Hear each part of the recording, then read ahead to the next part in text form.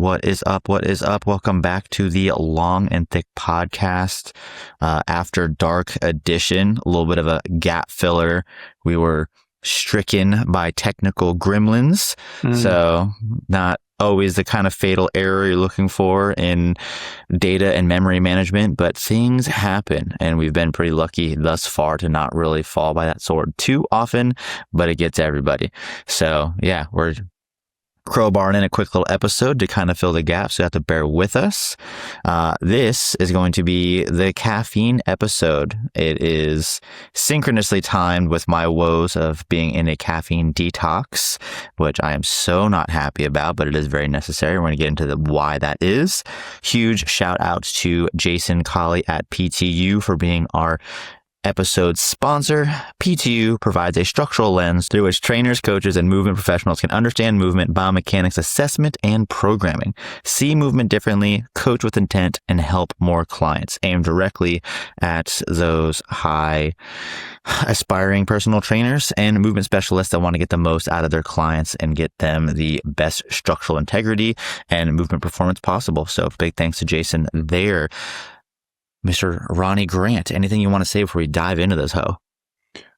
We appreciate you being here. Check out our website. Take a browse through the Patreon if you have a moment. There's a cool thing in there that we added for fan requests specifically that will be updated every month. This is a place where you can put your requests in. This could be people that you want us to reach out to, potentially have on, which I think we have a little more pull than I maybe initially thought. So if you think it's too lofty of a dream, shoot it to us anyway. We will shoot our shot. We can make it happen. Yes, we will manifest it. I got the crystal in my hand. I was going to say something else. And yeah, thanks for being here. Hell yeah. So yeah, just to reiterate on that, ltpodcast.com. There's a Patreon. There's a Substack as well. We throw out articles at least once a week. It's pretty rad to follow along with the other content outside of us just yapping and rambling. But we're going to get into it. The caffeine episode, baby.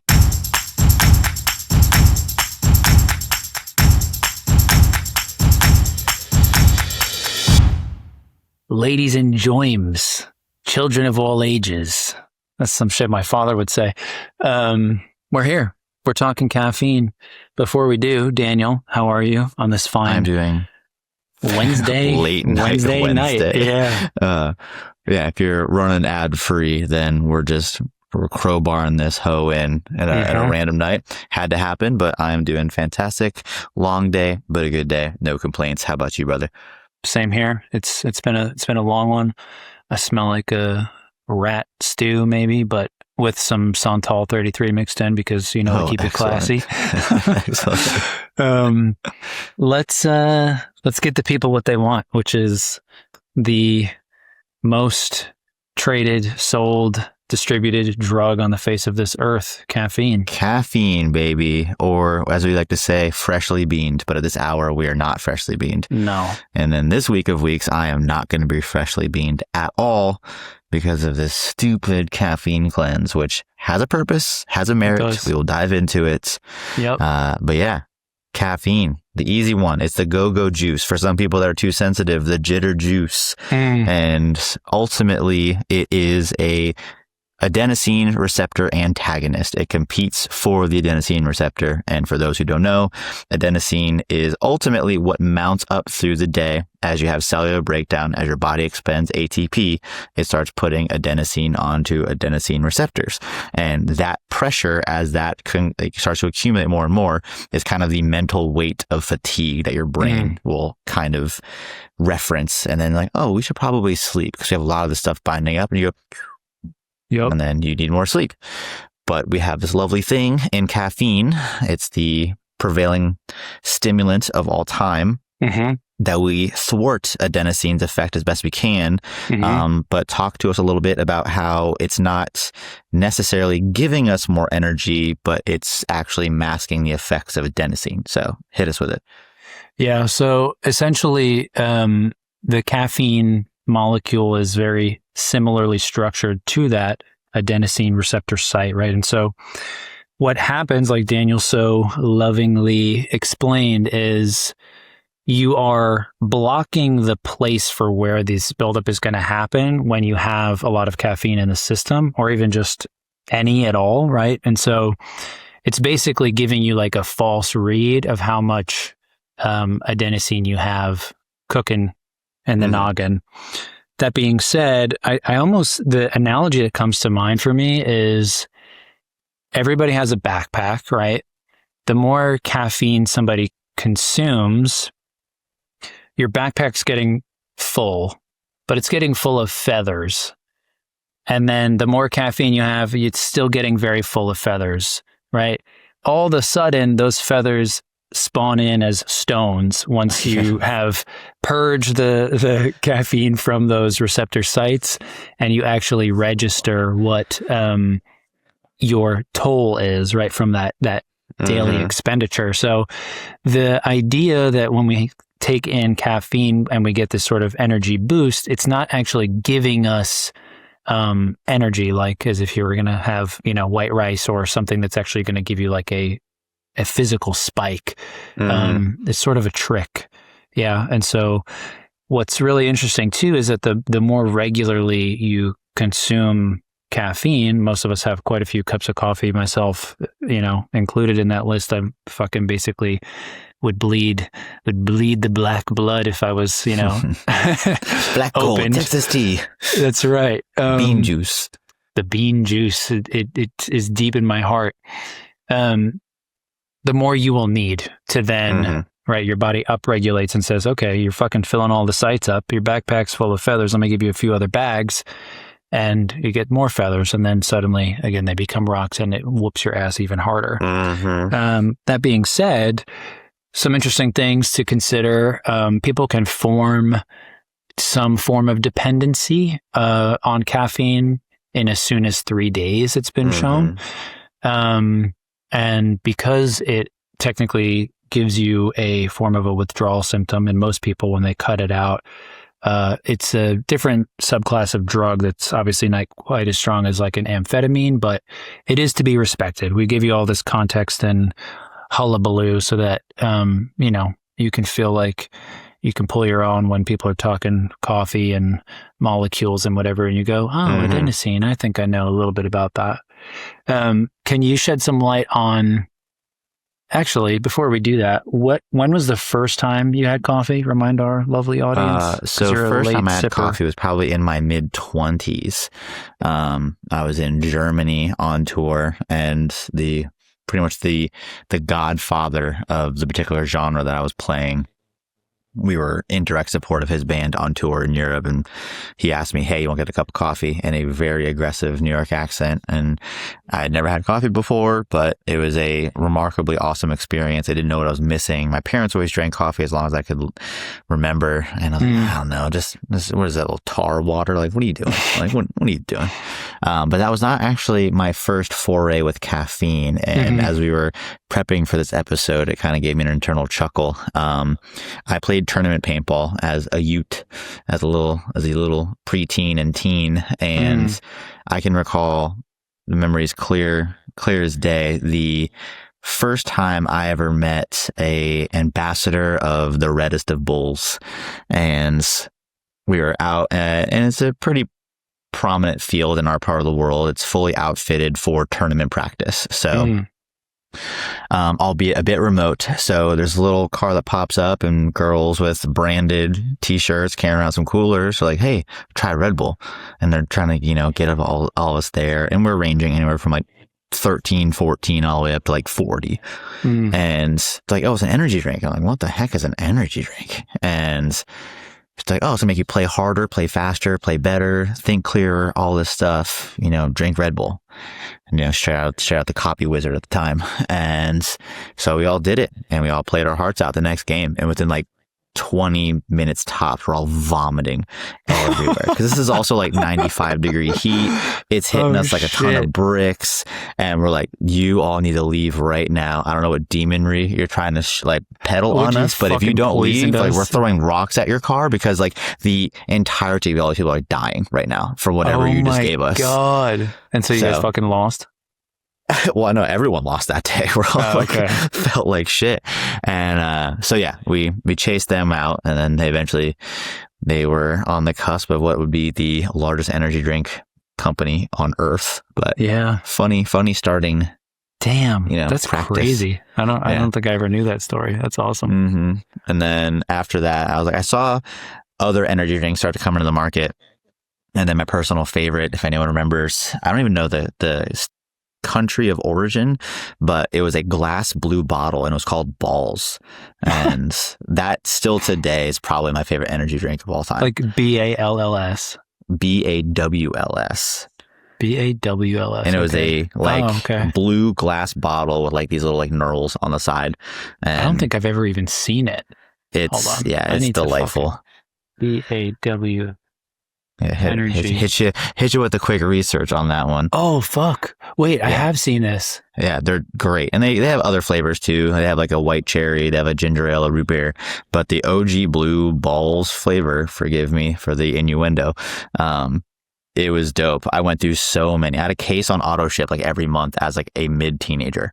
Oh, and it was really, really big in computer gaming, which I eventually got into as well. So that was just what everyone did at LAN parties and competitive gaming. It was the truth, and I do miss it. Simpler times.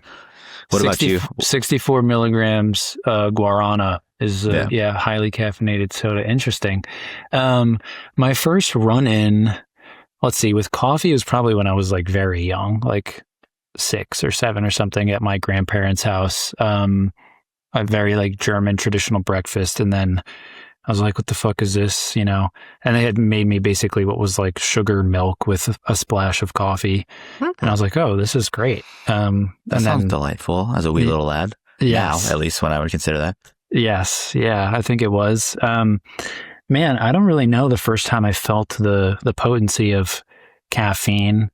It makes me think of knowing the potency of tobacco, but I don't recall my first run-in with like, oh shit, I'm feeling either really jittery or like, holy shit, I really feel some beautiful energy masking from this.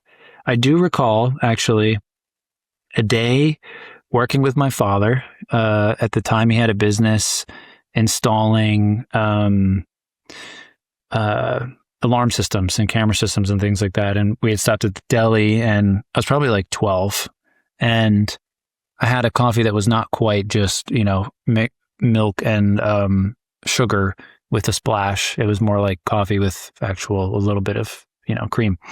And we got to the job site, and I remember just feeling like a fucking gangster, like not because of the cup, but more because I just felt like really dialed in. Like I felt genuinely like sharp as a tack. And, it's interesting. The more and more you depend on such a lovely source of goodness, it doesn't like to give the gift quite as frequently, so.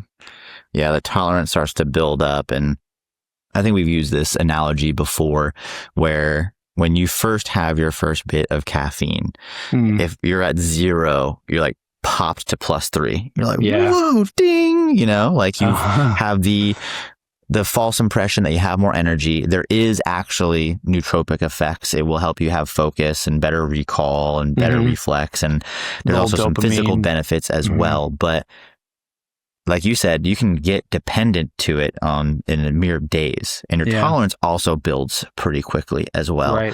And so your baseline, because of your dependency and the need for higher and higher saturations to feel the same thing, starts to build. Your spectrum starts to slide into the negative. So what was once you're 0 of feeling probably fully rested, fully recovered, and then popped off with, this energy, you are now below the baseline. You're underwater, so to speak, and you're just trying to get whatever you can to get back to 0, which is also what inspired me to be in the middle of my caffeine cleanse now. It's something I do once or twice a year, but because we love our caffeine as coffee enthusiasts, if I have a bad night's sleep or something, then I'm like, oh, I need something quicker, harder. I'll hit an energy drink. And then I was like, oh, I want to also like work out my best. And I like pre-workout. I want to feel that.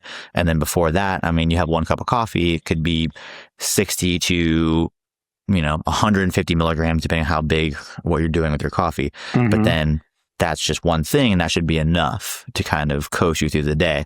But when you start having all of these other sources come in, you're not really paying attention. You're like, oh, well, I'm doing 600 to 1,000 milligrams a day. And that's just to get me back to zero. Yeah. And you start like falling deeper and deeper to the abyss. And there was a choice moment a couple weekends ago where I was like, dude, my energy is, I'm in a bad way, and I want my energy and focus to be on right now, and it ain't. And I was like, it's time. So yeah, I'm probably overdue for a cleanse, but I'll wait till you are finished so that we can have a celebratory cup and you can pass the chalice of suffering to me. We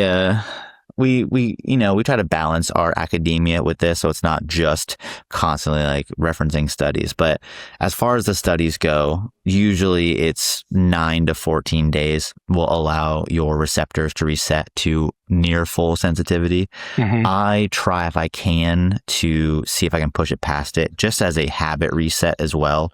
I tend to find that, and this is purely anecdotal, because again, the studies are pretty conclusive. Like you get your sensitivity back in about 14 days, and the most insensitive of subjects. But again, like I said, I try to get into more habit resetting, so I'm not constantly looking for caffeine at every turn just because it's convenient. I have stacks of it everywhere, between being endorsed by a company that does energy drinks, having tons of coffee at this floor of the house. There's an entire other floor of the house that's full of coffee stuff. That's so right. I'm in a menagerie of all these influences, and it's just like, well, trying to give myself some better discipline, even though I know as I get started, this whole process will start all over again. I'll try to slow drip myself to coffee and like, yes. And then we're going to get back into it. And we're like, getting back into being freshly beaned. That's right. But it is something that I encourage everybody to do, because without it, there is no getting that spark back. You're in a slow decline into deeper and deeper straits where it just doesn't hit as sweet, and you don't get the focus, and you don't get that nootropic pop to really get stuff done and be productive and really be able to lock in. And I mean, nicotine, you mentioned cigarettes, is very similar, although nicotine comes on a little faster and it leaves faster, which makes it even more addictive. Right. And on top of the chemical cocktail around cigarettes being also altogether more addictive, it's a little bit harder to do, but both of them serve the same purpose. They do allow you to focus better. They do elevate your mood, and they also, both nicotine, I don't necessarily recommend nicotine as a pre-workout, but nicotine and caffeine both reduce the perception of effort. So things don't feel as hard or as heavy. Right. But that also starts to go away and the tolerance builds. So it's not quite the best thing. So I encourage everybody, like, just get off the sauce for a little bit. I will be honest, it's a slog. The first 3 to 5 days are not good, because we talk, like I said, the addictive symptoms in your body has a dependency. The withdrawals are just as bad. So you need to also be prepared internally or also externally. Maybe change some of the factors in your life, knowing that like day 3 and 4 and 5, it's like you're going to be brain imploded, human raisin, irritable, can't pull a memory or a thought together for shit, and semi-useless, but it does get better on the other side. Yeah. What, you read my mind in terms of, getting ahead of what some of the potency is around using caffeine as a pre-workout or setting yourself up to train pretty well. What are some other things that you have used, especially even like now, if anything, to try to boost, whether that be like a gratitude preamble, some kind of like neurological prep or, priming, things like that? Like what are some tips and tricks that you have that if someone's in the middle of, going through their cleanse of caffeine in particular, what else can they do to use something else as a boost, if anything? Or do you just have to? And we're talking specifically in the lane of getting ready for a workout without the pop of caffeine kind of thing? Yeah. Just to like boost a training session. So I'll be forthright, and I had what I would consider a mediocre lift this evening. And yeah, you're sitting there and you're like, man, it's later in the day than I want to. I for sure don't have the energy, and I don't have the energy on demand that I can just rip real quick. So there is some soul searching you have to do. It's like, how bad do I really want this? Is my plan, my vision for myself really, really worth it? Or am I just going to sit this one out because a late day and all the energy? Spoiler alert, you always just fucking do it. It sucks. I mean, even have to wait in the car a little bit if you have to amp yourself up. Like you said, gratitude, or just, I am a negative reinforcement person. I know it's probably not the best, but I will point out my flaws and my ills in that choice. And that usually, I'm not weak. I'm not fucking lazy. Let's just fucking go. So that's a way for me to rewiring it. On a dietary front, there's also other things that you can do. So a big throwback for us, and mind you, it takes a little bit of planning, and you need it earlier than you would say something like a carb or a caffeine source, but you have beet juice. If you are a hybrid or an endurance athlete of any sort, that shit is the potion for sure. Yes. For me, I don't necessarily have to lean on something that extreme for endurance because I'm a meathead, slow idiot. But pretty much any training session of any sort can benefit from a high dose of sodium. So that's, if you struggle with blood pressure, sure. I mean, tread carefully, but generally you would be surprised what a tablespoon of salt an hour before your workout will do for you. Yeah. And so I'll hit that. I don't usually lean on pre-workout carbs so much, but I'll hit a heavier dose of that, like 90 to 60 minutes beforehand. Just to fill up as much glycogen as I can, because I don't have caffeine as the bump in the back kind of thing. Yeah. And that's pretty much it. It's kind of what you're left with. Those are your options, is get your head right internally. And then in terms of diet, salt, some fast acting carbs, or beet juice if you got a long bout ahead of you. Yeah. Maybe some other things that come to mind, and I can sort of clarify an example around like a gratitude version of this. One thing you could do is fucking ice cold water, jar yourself, like do something that is like utterly shocking. No, you're not wrong. And I just told you the other day that in fear of my previous mental implosion and having another kind of needing to be on at a certain time, it works. Very cold shower, and it sucks. 5 minutes of that, and you're just sitting there like, yes, the heart will start thumping, and And then also, if anyone has ever delved into the Huberman lore, also just sitting there naked on your bath mat, letting yourself shiver until your body equalizes this thermal, response. And you're like, all right, I'm miserable, but I'm fully awake. But I fucking brother. Did it. Yes. Yeah. Sucks. And then the gratitude side is less of like the kitschy, like, I don't know, thinking of things you're grateful for. But for me, especially in times, if it's 7 something, I finish with the, patient late at the clinic or whatever the thing happens in life. And I'm like, I actually have like negative desire to do any form of training. In fact, I'm trying to come up with any motivating factor to not. What I'll start to shift towards is very funny, and we'll shed some light on why this is extra funny because of what happened Monday this week. But I'll think about animes. And I'll think about like some of my favorite characters in animes. And there's one in particular in Demon Slayer, Tanjiro, who he's just like so fucking happy about everything. And he's so ripped and so strong and such a badass and such a gangster. And I'm like, this guy is so stoked to like move and train harder. And like every challenge he's met with, he's just like, okay, great. And if he's weak, he's like, great. Like that's the kind of gratitude I'm talking about, where you go, I have both of my legs. I have both of my arms and my hands, both of my eyes. I can move and articulate this machine. I'm going to do that on purpose. And then you just lean into that. And whether or not your session's good, like you fucking did it. So you will feel better after without a shadow of a doubt. But circling back to the, caffeine side, another question that's blooming for me. Can you explain how excited you are to have that like cup? Where are you going to go? How are you going to break the void? I mean, I've been getting small vicarious doses here and there. So I will make, like Sophie a pour over or a matcha, or my roommate, I'll make them like a latte. Sure. So I'm still in it. I'm still getting the ritual fixes with my fingies and such, and getting all the manual stuff that's very close. I get to grind the bean with the hand grinder. So I get again, talking about gratitude. It's like, man, I love this. I love being in it. The smell is so nostalgic. And so for my first, that's a good question. I probably just might make myself a latte or a nice pour over. A client and a buddy of mine, he brought me back the most niche, kitschy thing of all time. All time. Yeah, from Japan. So I don't even know if I want to describe what it is, but basically it's just the simplest, dumbest thing that you have to spend way too much money for, that most of the internet, you can't even find it.